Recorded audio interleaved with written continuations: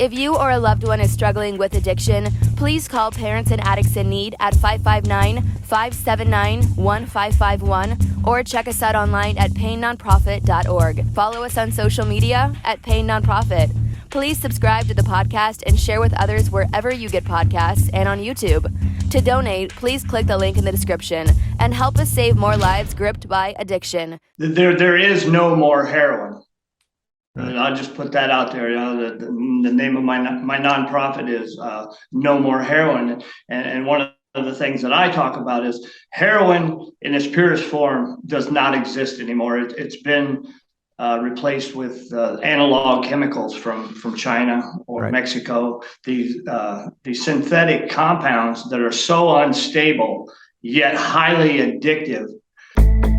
Don't Hide the Scars, a weekly podcast focused on addiction and recovery. Created by the nonprofit Pain, Parents and Addicts in Need, and founded by Flindt Andersen. Welcoming to the Don't Hide the Scars podcast from nomoreheroin.org, Robin Higgy Higginbotham. Thanks for joining founder of Pain, Flindt Andersen, and myself, Jason LaChance. Look at you, you handsome son of a gun. Thank you, sir. Thank you, guys. Again, thank you for having me. I really love the mission of what you guys are trying to do.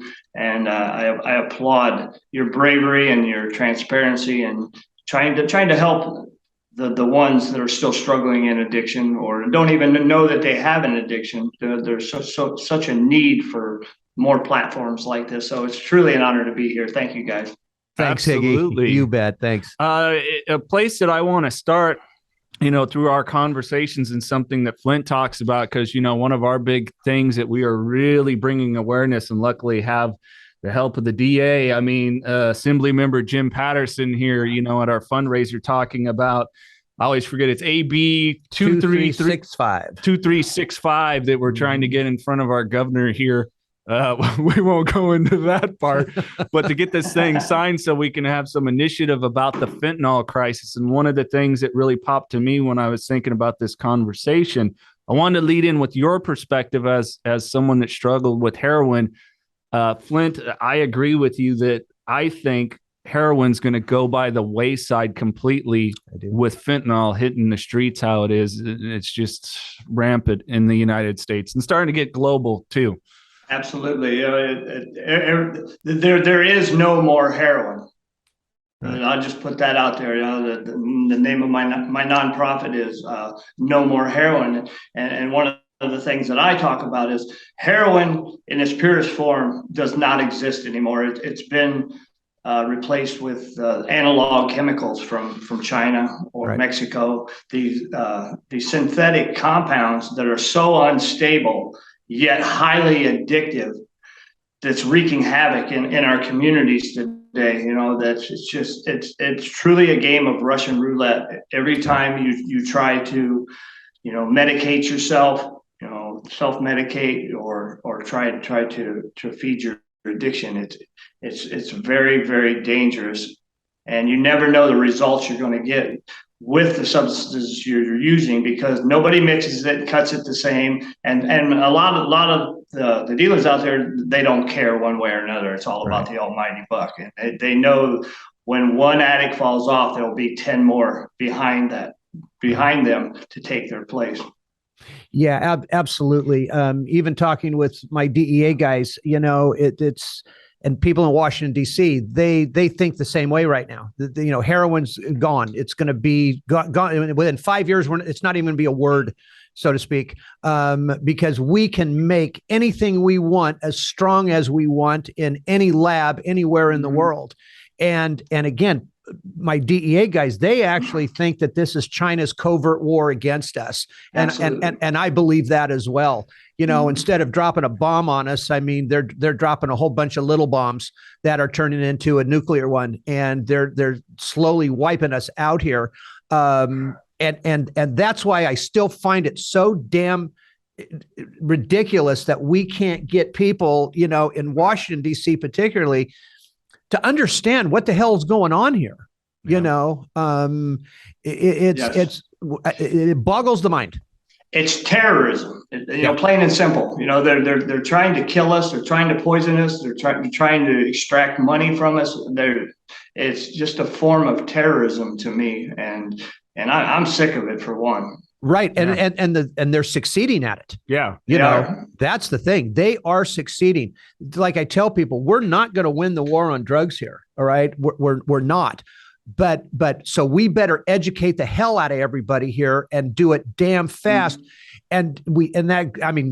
Higgy, I could go on a rampage right now with this topic, because schools aren't allowing us in, or they're telling us to soften our stories, and I'm not going to soften my story for anybody. I don't care who it is. Real, raw, uncut, just like we like our drugs, right? No, we Exactly. did past it. But if I can jump in and just point it out, and thank you because it's nice to know that other people see this fact. Yeah, it is a fact. And if it wasn't a war, why is it our number one killer right now for Absolutely. Is it 18 to 40? Right. I always forget the age range. It is, people. Get it through your head. This is the number one cause of death now in the United States. Right. Number one. And you're telling me it's not a war? And look where it's coming from. It's just fact. It's highly preventable. That's the sad reality. Right. If they would allow more individuals like us to come into schools and share our raw truths with them, the kids would have a different perspective. As it is now, as a teenager, I can remember, dreaming, having this romantic thought about what drugs were going to be like, right? And the curiosity, the rebellion in me, I wanted to seek out and find out what that was about. And in today's world, the kids are being robbed of their bottom. With the toxicity and the lethal dosages that they're ingesting, they're robbed of their bottom. They're not given a second chance to even find recovery, to find what it's about, to find that there's another way, there's a way out. Right. There is a solution, and I don't know, and you may or may not agree with me, but we are way past the point of awareness. We need to be. Yes.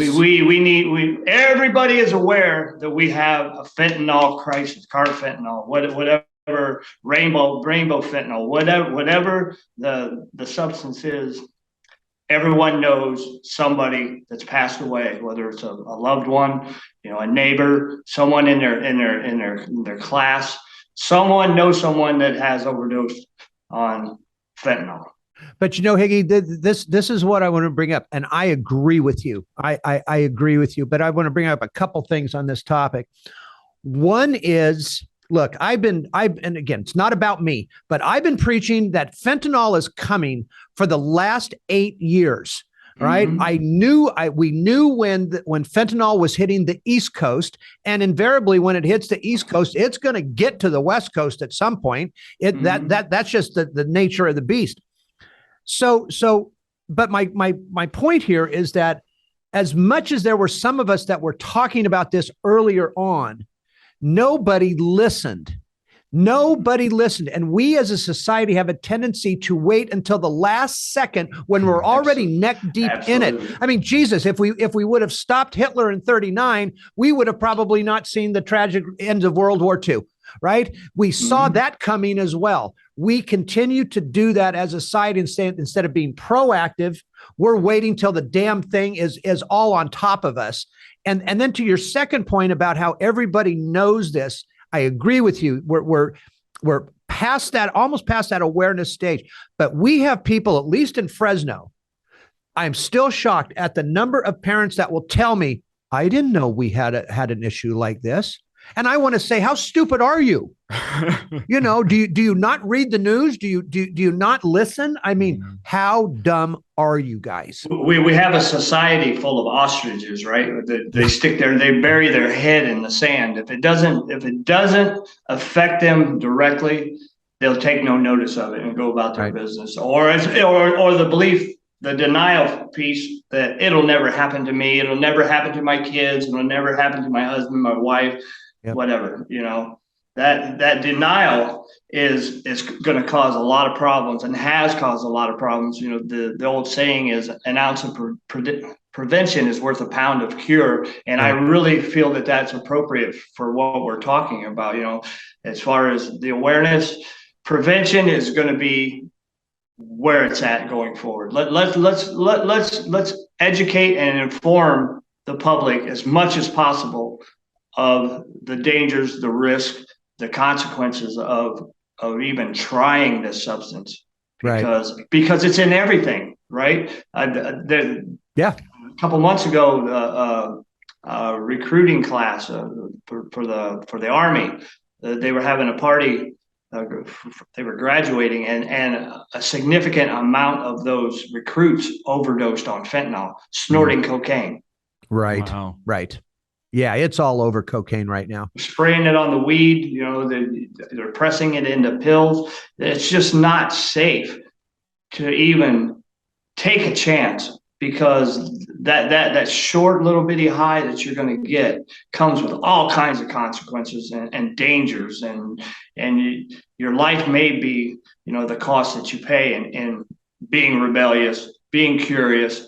You know, just I would like people to know it's not worth it. It's truly not worth even, you know, just trying at one time, because it'll suck you up like that, or it'll take you out just like that.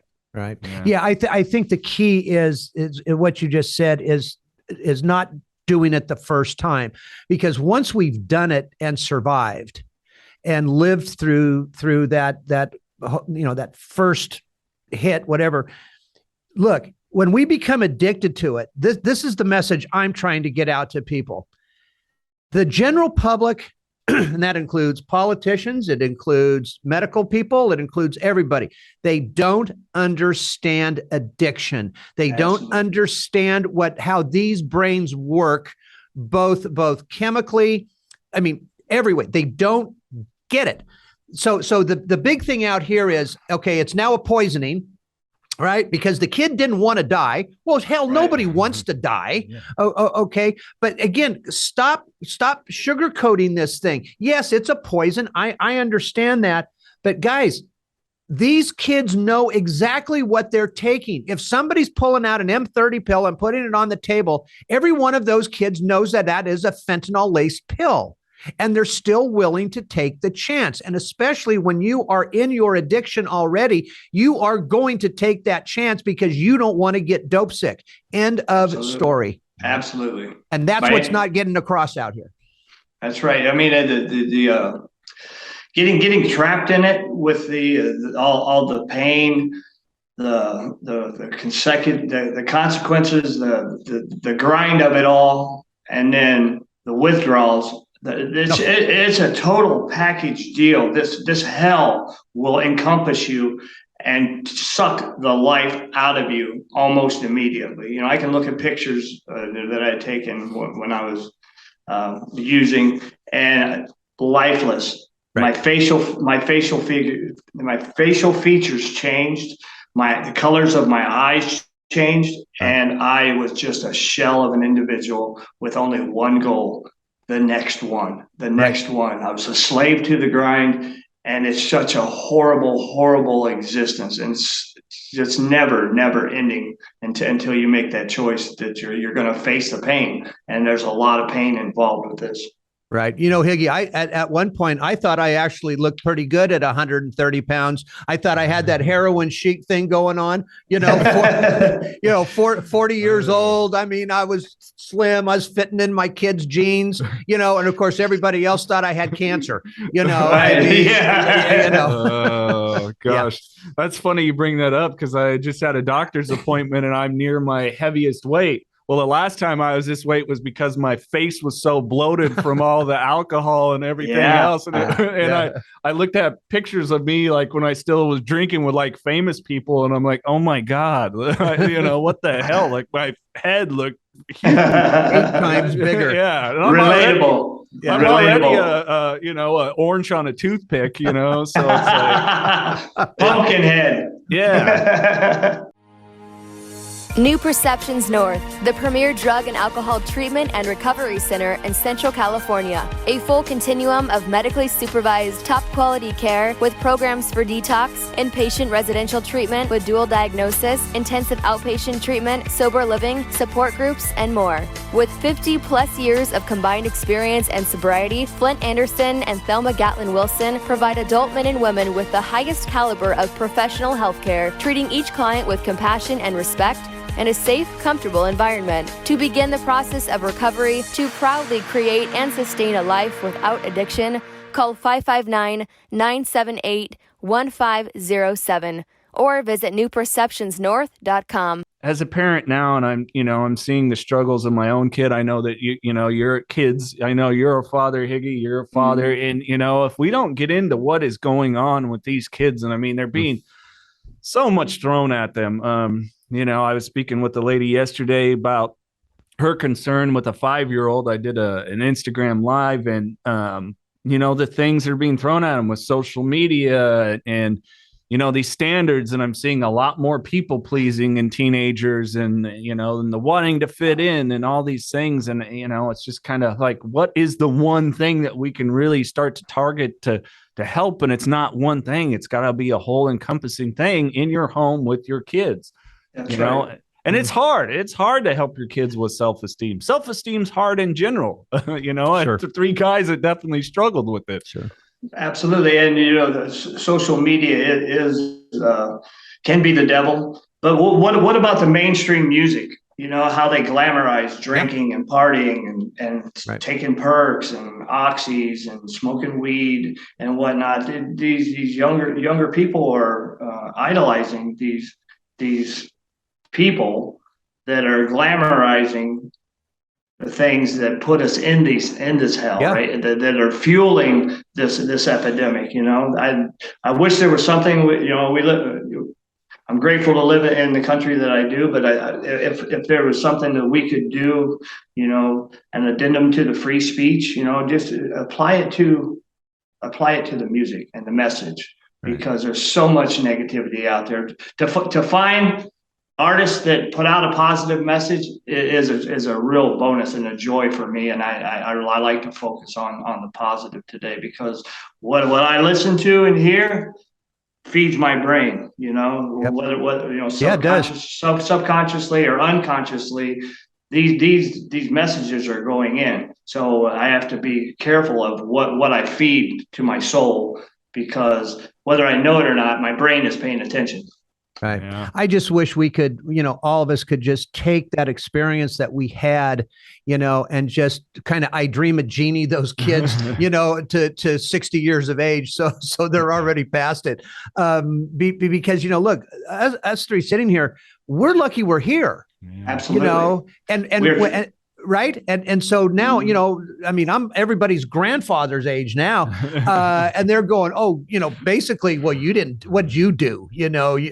Dude, I want to tell them, you guys have nothing on me. Okay. I make you look like a forever kindergartner. All right. Because the crap that I did, you know what I'm saying? I mean, was so over the line in so many ways, that a person today is not going to make it. Yeah. They're just not going to make it. If they did what we did in our day, they'd be dead within a month. Absolutely. I feel that totally, because it's not just my poor decision making, but things that happen when you're in that realm shouldn't be. They don't happen to normal people. Like Right. the situations I found myself in, Right. and the death and violence that I can't get out of my head. The overall quality of life is just so far below par. It was almost subhuman, really. Right. Right. Just try to get that next one, and to like you said, share our testimonies. Not as like a bragging point, Right. but as a teaching moment. That's where the power is. Exactly. That's the juice. Yep. Yeah. Yeah. We're not challenging you to try to rival us. No, right. Well, because they can't. Yeah. Okay, I'm just telling you, but I've actually had parents tell me after they've heard me speak at a school, you're just putting drug thoughts in kids' heads. No, that's not what we're doing. All right. If you truly listen to what we're saying, we are telling your child that if you go down this road, your chances of making it are slim to none. Absolutely. That's the message we're trying to get out. We are trying to save your kid. Sometimes what I want to tell parents is that we're trying to save your kid's life more than you are. Yeah. Wow. That's how true is that, right? And it is true. You bet. It is. I agree with that. I think it's that power of denial. I mean, how much are we hearing? Not my child, or not my son, not my daughter, not my child until you're picking out the coffin. Yeah.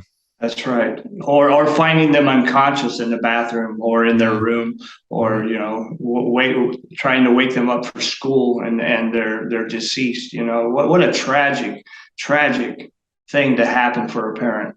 Absolutely. And to not blame yourself after the fact would be impossible. That'd be a hardship that you're going to have to bear for the rest of your life. Right. I should have done more. Do you want to feel that way? Right. Well, we just put out our trailer for our part 2 of our documentary, and one of the lines that we have in there is, "Just think what you would have said if you just had one more day." Absolutely. I mean, but on that note, Higgy, I want to ask you, because we are distributors of Narcan. I believe in Narcan, but I'm going to tell you something. 8-9 years ago, I was not a proponent of people having Narcan in their home. But then 8 or 9 years ago, we didn't have the fentanyl crisis that was going on. So today, right? 8 or 9 years ago, the big saying was, you enable the addict, you bury the addict. And a lot of people look at Narcan as enabling their addiction, when the only thing that it enables is breathing and a second chance. Right. And so today, of course, my tune has changed, but I am going to say this, and I say it all the time, that again, we're going back to our society. Narcan is a Band-Aid. It is there to bring that person out of the overdose if they can, because you still only have seconds. You don't have minutes, you have seconds here, okay, to get to that individual. But we're not addressing the topic of what happens after that person is brought back. Right. Because they're taken into the hospital, they're released at some point. They could be released within 12 hours, right? Absolutely, with absolutely nowhere to go after, because again, people don't understand addiction. They don't understand that this is not, Narcan's not a cure, and it's not going to stop your kid from using afterwards. In fact, it wipes out, we know this, it wipes out all the opioid in our system. So the chances are of that kid going back out and using that night, that's 100%. 100%, because it'll put you into acute withdrawal symptoms right away. And when I overdosed and I woke up, I was scared and angry because somebody messed up my buzz. Right. Wow. Right. Like that was a buzz, right? That was the ultimate buzz. I was dead. I was unresponsive. I was blue, and someone did chest compressions on me. Fractured my ribs and whatnot. And I was sore. I was angry. I was mad.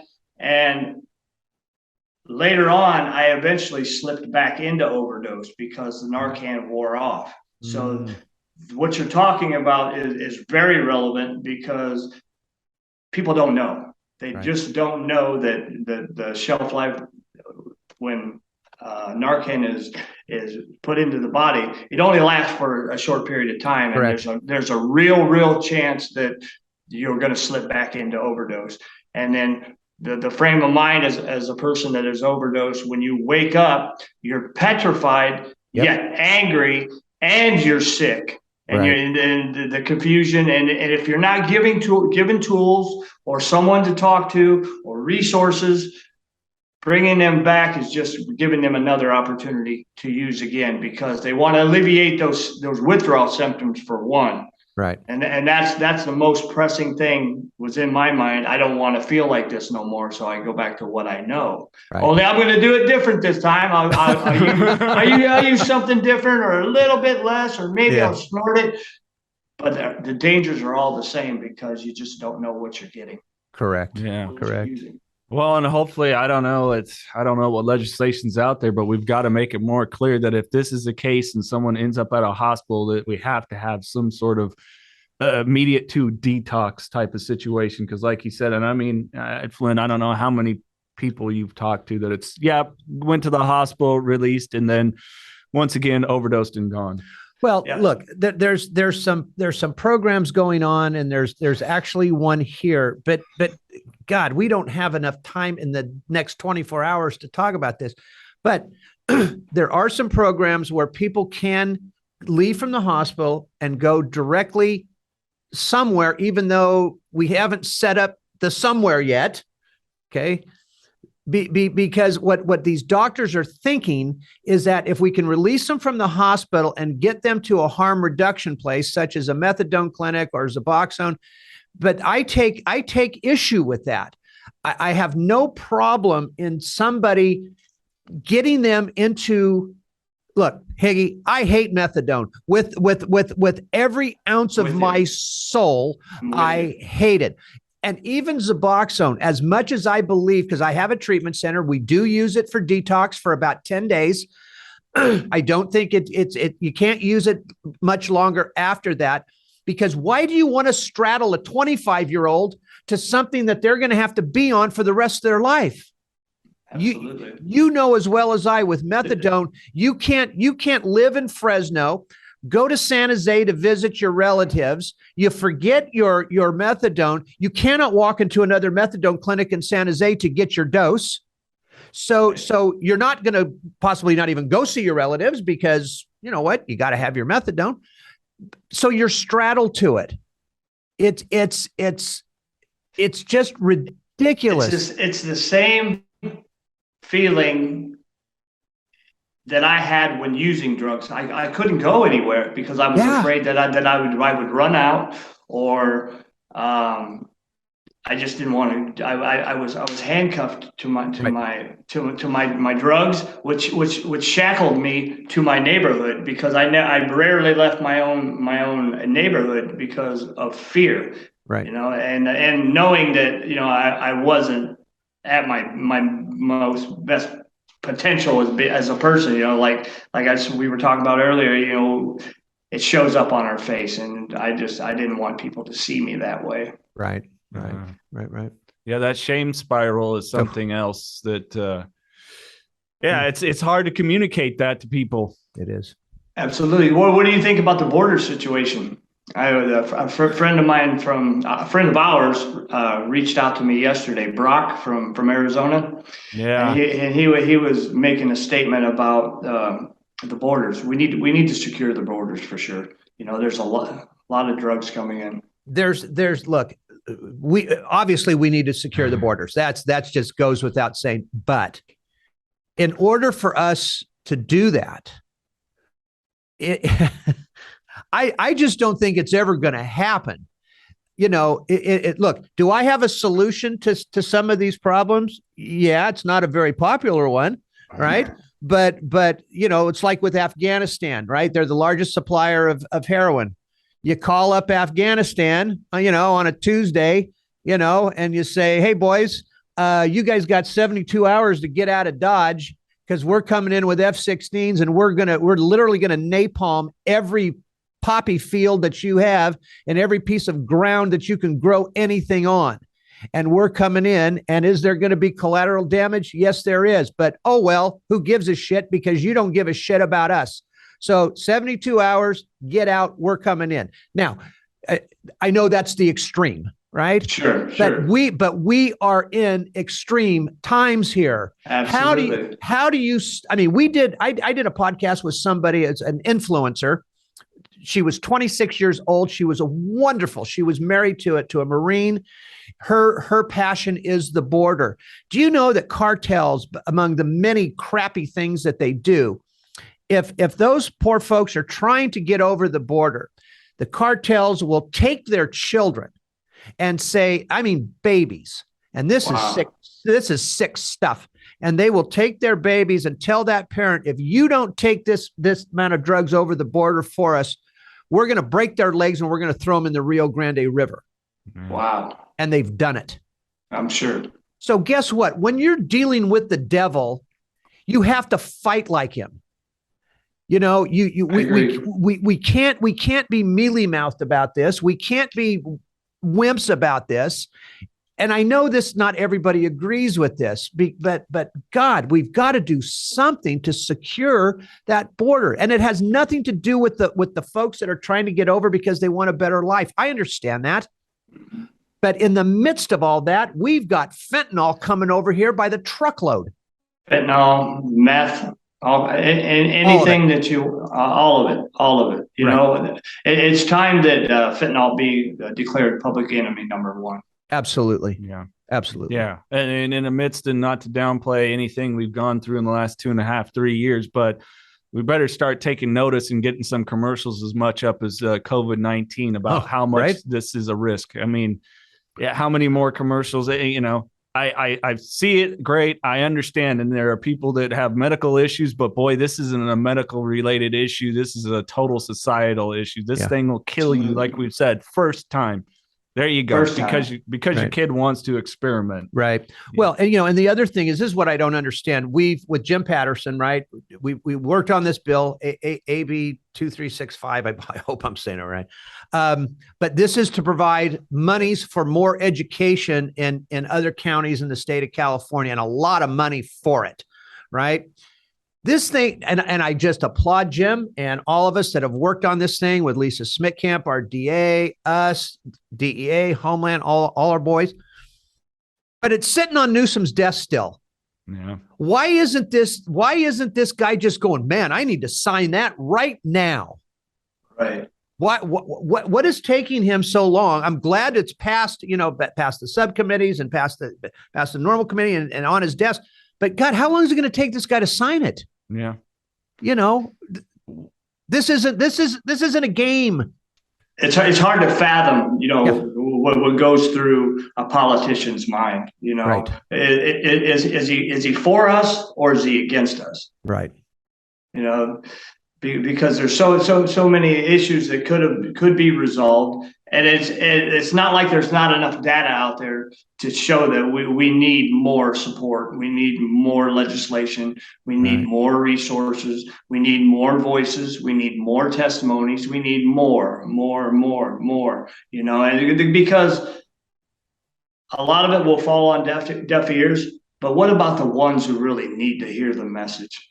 Yeah. Ones that are suffering. The ones that are contemplating just going that route and not even realize that they're walking into an addiction. They're just looking for an escape. They're looking for a way to self-medicate, or they've been using other substances and they're willing to try something else because that substance really wasn't cutting it anymore. They just put a new spin on it. It's just the addict mentality. It's just.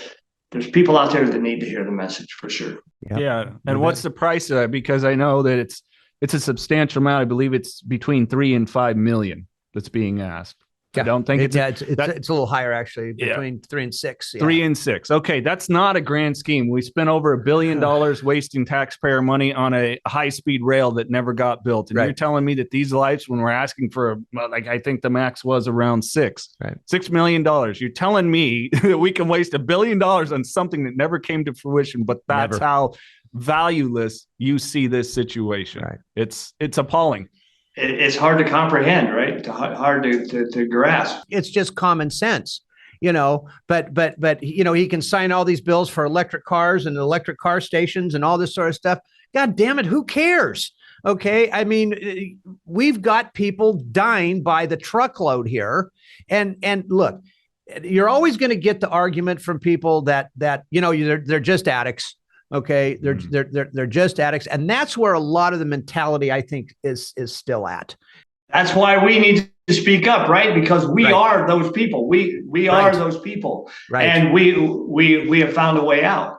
The carry buckets of water back into those that are still suffering and help them put their fires out and help them lead them out of hell. That's what we're good at.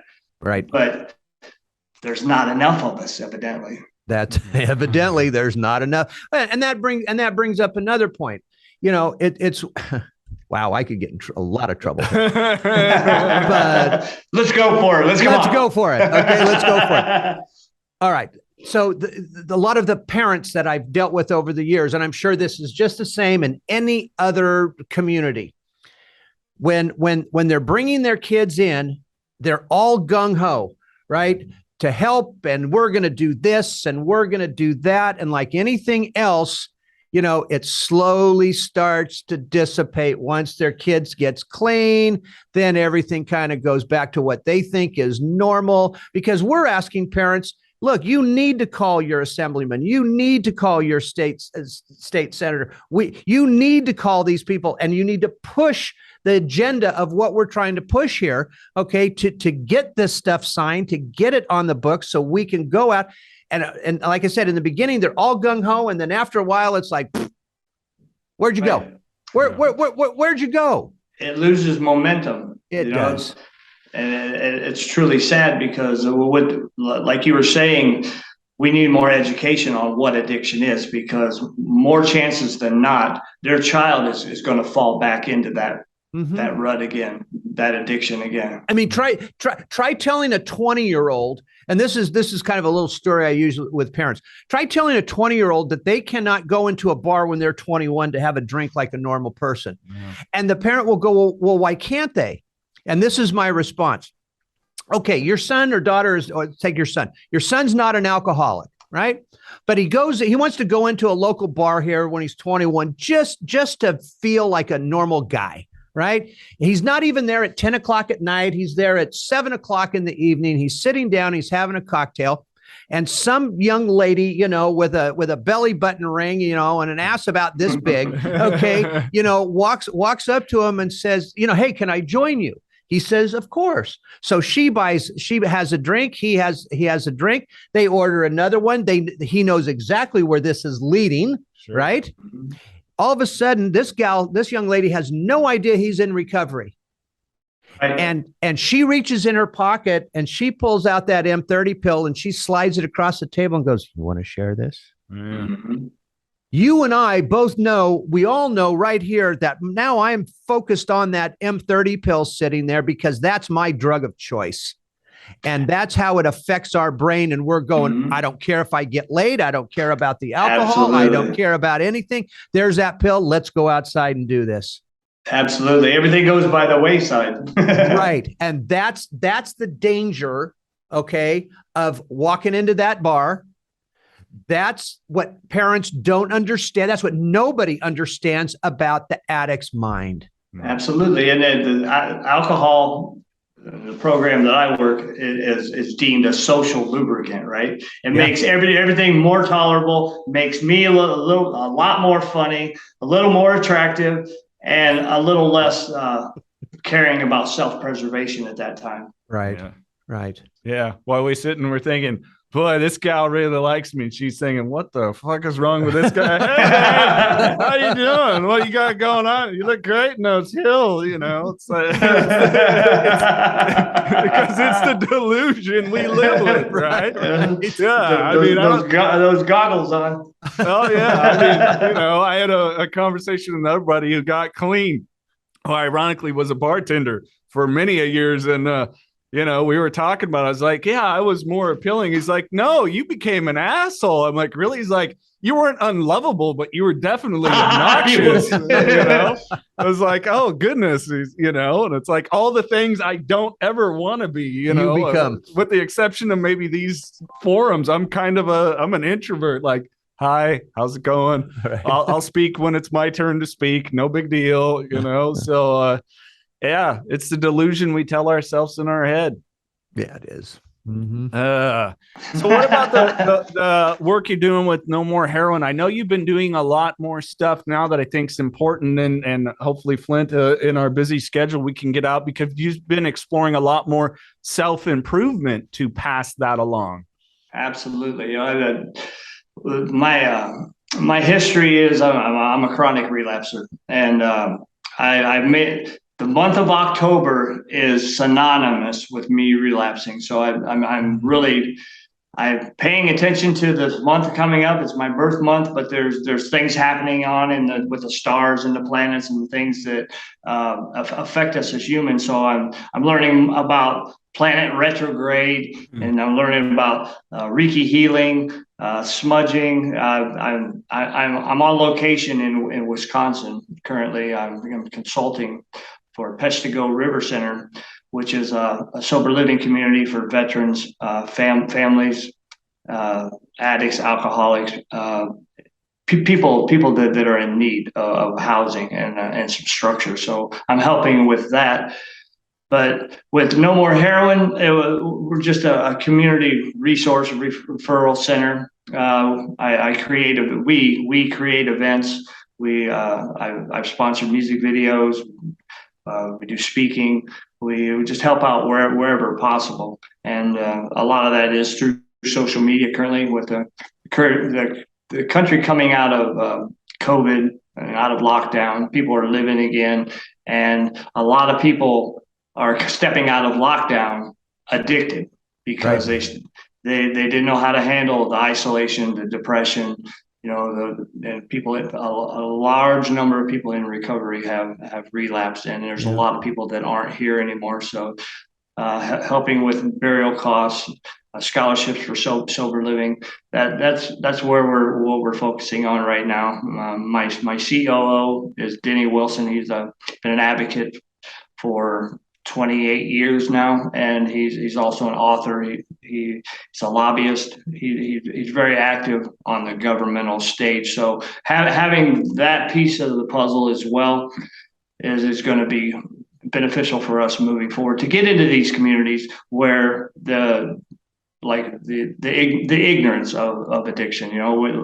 There's a lot of people that are still ignorant, are uneducated. And I don't say ignorant in a negative way. Right. It just means you're uneducated. It means Correct. you haven't had that experience yet. And even though I feel that we're past the awareness stage and moving towards the prevention, people still need to be made aware of the tragedies and the successes, and that's what we're doing here today. Is we're putting a spin on the addiction story, the testimony of an addict. One thing though that you've been sharing that you did was actually going to a self-improvement seminar.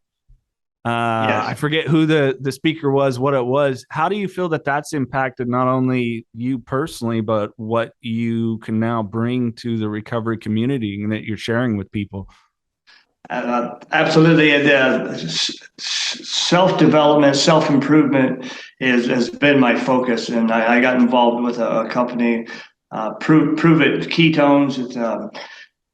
It's a product. It's a supplement for helping people with their weight issues and whatnot. But part of being a part of this company is they offer seminars and these get-togethers with these powerful speakers. And the speaker that I listened to the most was the draw for me to go. It was Ed Milet, and Ed is such a powerful speaker, and he breaks things down in a way that the layman can understand it. And it's about motivation. It's about feeding your spirit. It's about educating yourself, and it's about becoming self-aware of who you are at your core, not the layers of trauma, addiction, and these self-sabotaging behaviors. It's who you are at your core, and how do we get to that person? And I've struggled with negative self-talk, self-doubt and whatnot. And he makes a point every time he talks.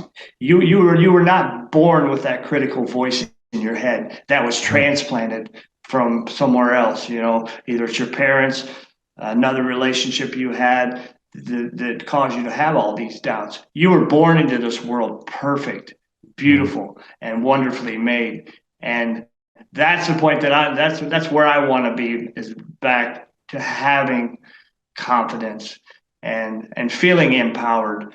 And I have to use my past struggles as fuel to move forward so that I can be productive. I can feel like I have value and worth in this world. And being here with you guys, sharing thoughts concepts and just a true belief that, people out there struggling with addiction and mental illness can make it out without being a casualty to it.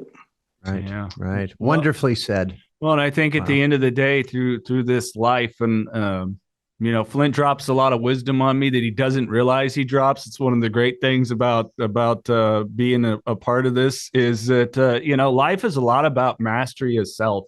Mm-hmm. And I think us that have gone through addiction and really work it, we've all encountered people that are just dry, so to speak. Right. Sobriety is a totally different thing than just being dry. And I think it's that mastery of self. At the end of the day, no one's going to know us as much as us in reality, even though we're still trying to figure us out a lot of times. Mm-hmm. But it's really about that mastery of self. What's our purpose? What's our value?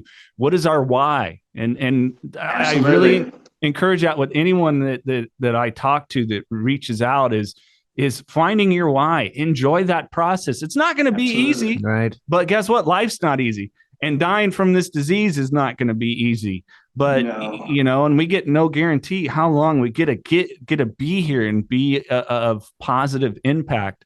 But I'd much rather do that than hey, Flindt, I messed up again. Can you come get me one more time? Right, and it's always right. and it's always one more time. I had a lot of one more time. Boy. The lie, there's one last time, one more time for this, one more time for that. But every time you give yourself permission to regress, you will regress, and you'll have to start all over again. And as long as you learn something from it and you're able to move on, that's great. But most times, more often than not, people aren't making it back from this. Right. Well, my wife has a saying too. She says, you have been given every tool under the sun, every tool. Mm-hmm. If you decide to relapse today, that's your choice. Absolutely. And she's right. When you've got some long-term sobriety sitting in there, there's a lot of work between the time that you get clean and sober to whatever, okay, 5 years, 10 years, 20 years of sobriety. But, there comes a point I believe in everybody's recovery road. If you go out and use again, that is a conscious choice. Sure is. Because Absolutely. You've been given the tools not to. Yeah, absolutely. But that doesn't say that like Jason knows, that I can't be sitting watching a rerun of Dr. Gregory House, okay, MD, and he pulls that pill bottle out and he shakes that pill bottle and I go, whoa. Or he's got the bottle and he's wiping it out. And he's wiping it out and he's licking. Yeah, exactly. Right. It's like, okay, that still gives me that little rush, but I know where to take that. Yeah. Because I've been given the tools. Absolutely. You have to go through it to get through it, right? Absolutely. And there's so many times I made the decision that I was going to get clean and sober, but I didn't take the action. Yep. And if I did take the action, it was for the wrong motives. I've been through the steps like a dozen times, right. and I'm doing it again because I want to do it the right way. Because for me, doing the steps was, one, I took credit for doing something that I should have been doing. I wanted that feeling of accomplishment that, I was working on my recovery, and I went through it fast. I know the program. I have a lot of knowledge, but I never applied it. I didn't live by spiritual principles like they talk about. I didn't apply it in my life, on a daily basis. And I just didn't stay active in my recovery. I was in recovery, but I wasn't doing recovery. I was doing recovery things. I wasn't living the program. And that's failed me so many times up to this point. Well, I also think too that there's not one of us, I don't care who says what, there's not one of us that didn't zip through those 12 steps as fast as we could early on, because look, none of us, and again, I don't even like using this term half the time. None of us are perfect. We're just not. But we all kind of rush through it. But as we get older, Higgy, there's a lot to be said about getting older. Absolutely. There really is, because we slow it down a little bit. Okay. We have a tendency now to look back and go, okay, you know what? I didn't do that right. So let's do that again, but let's not rush through that as much as I have to here. There's no reason to rush through it. That's no why reason at all. Right. That's why I keep telling these young guys, I tell them none of them are listening, but it's like, slow it down, right? This is not a foot race. Just take your time, and hopefully they'll get it, and they will at some point. Slowing down so hard for young people, because they're in that chasing mode, chasing this, chasing that, chasing shiny things, chasing shoes, chasing cars, chasing the opposite sex, chasing, and it's exhausting. One of the hardest things for me has been to just sit in silence. You bet. Being comfortable in my own skin has been hard for me, because even the clothes that I was wearing, I was always tugging at them, and I was just never comfortable, always moving, fidgeting, because I was always in constant turmoil in my head. I was playing scenarios, living in the past, worrying about the future.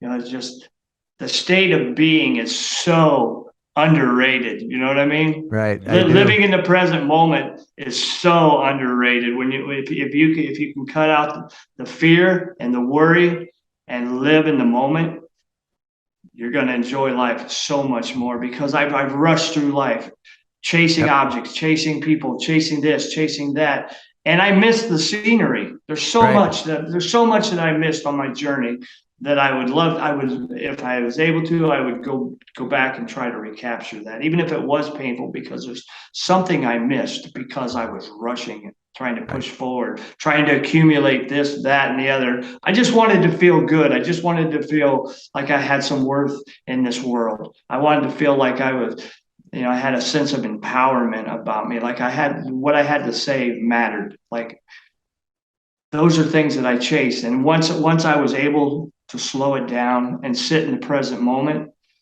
I realized that I have depth, weight, value. I have that empowering feeling that what I have to say matters, because I lived it. My life is based on a true story, right? And it's more of a testimony than a story, because stories usually indicate fiction. My testimony is based on a true story. Right. Well, trust me, Higgy, you've got worth. Just listening to you today, you've got more worth than you think you've got, my friend. There's no doubt about it. I truly appreciate that. Thank you. Just being here with you guys is very empowering for me. I love chopping it up with like-minded individuals on the same path. And we need each other. And having people like you to reach out to when I'm dazed, I'm confused, I'm feeling some kind of way about me or what I'm doing. I can reach out to guys like you. Yep. As a sounding board to realize how ridiculous that sounds coming out of my mouth, and that's been another lesson for me, verbalizing how I'm feeling, even if I don't know exactly what it is that's bothering me. I can talk, and other people will figure it out for me. Yeah. No, and you're absolutely right. I may have told you about this. I'm pretty sure I did, where I had a call with my sponsor, Run Down Life, and he goes, "So you're telling me there's nothing wrong, but there's something wrong?" Well, yeah. And he goes, "Think about that again." Ah, shit, you're right. You mean I'm fabricating something? Exactly. Making stuff up in my mind again. And it's that push and pull that we'll do sometimes, because all that I was sitting and questioning was my worth of what I was building in life. That was it. We broke it down. He's like, "No, you're just doubting yourself." Yeah, that's it. Yeah. Do you really think you don't deserve these opportunities? Like, you love what you're doing, you love the people you work with, you believe in it wholeheartedly, but you just don't think you're worth it. Oh, shit. Absolutely. I'll share this with you. What I truly believe is honesty is the antidote to my diseased thinking. Mm-hmm. And I'm not always able to reach that level of honesty. So I need people like you, men and women, to give me feedback. I have people that support me that have nothing to gain from supporting me. Right. They treat my success like it's part of their own. And that's what I admire about you guys as well, because that's the feeling I get talking with you guys. And we're on the same mission, same path, same past experiences. The substances may be different, but the way it makes us feel about ourselves, it's all the same. It's all the same. Yes, it is. Absolutely. Yeah. Well, Mr. Andersen, Mr. Jason it's LaChance. you to wrap it up, good sir. Higgy, thank you. Jason's been talking about you for a long time, and I don't doubt Jason anymore. I'm just telling you right now, okay? I'll pop my collar there. You bet, man. You are the man. I appreciate everything you're doing up there. I love Wisconsin because I'm a Packer fan. All right? Boy, here we go. Oh yeah, here we go. But no, seriously, please, let's reach out to one another. I'd love to be of service to you guys up there. If you ever need our services, same down here. Man, you are a good man, and I am just absolutely thrilled to have been able to talk to you today. Thank you, guys. Thank you very much. I would love to be able to work with you guys in the future on a fundraising event. I have a skate park event that we shelved 2 years ago in Detroit.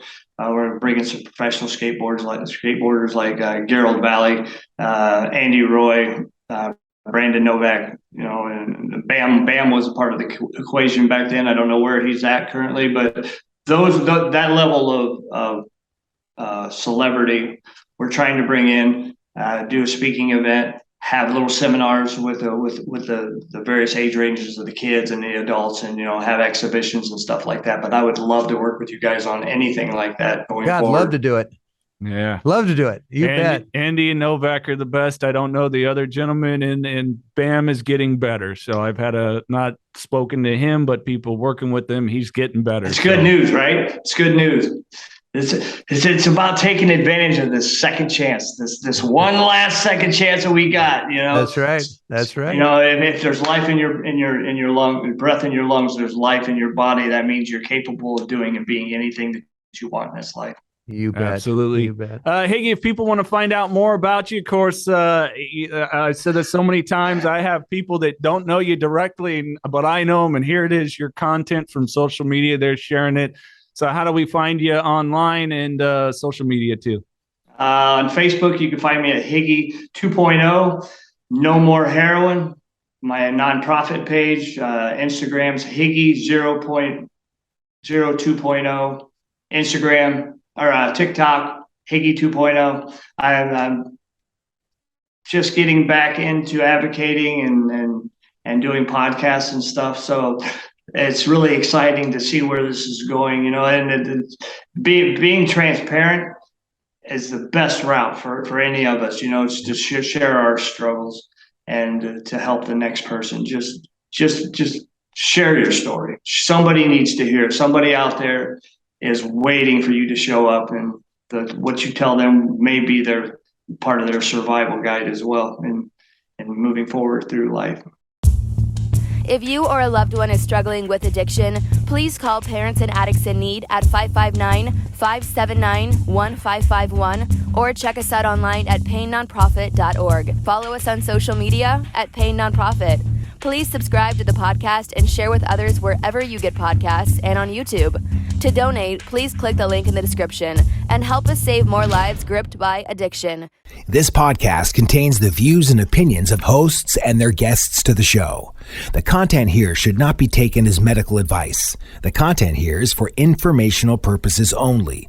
And because each person is sharing their unique perspective, please consult your healthcare professional for any medical questions.